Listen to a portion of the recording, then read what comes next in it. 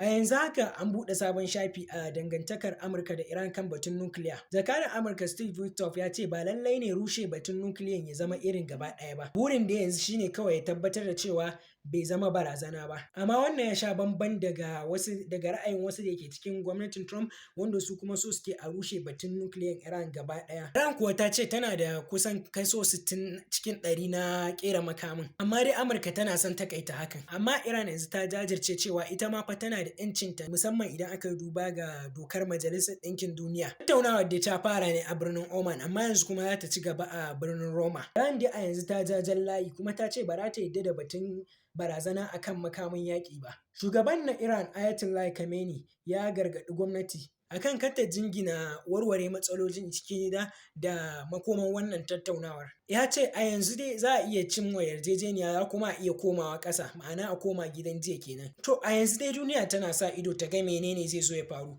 A'a, za su cimma wannan yarjejeniyar ne kowa ya yarda a amince, ko kuma za a koma gidan jiya ne, ko kuma wani sabon rikicin ne, ma'ana zai bullo kenan. Ci gaba da kasancewa da ni don sanin inda aka kwana.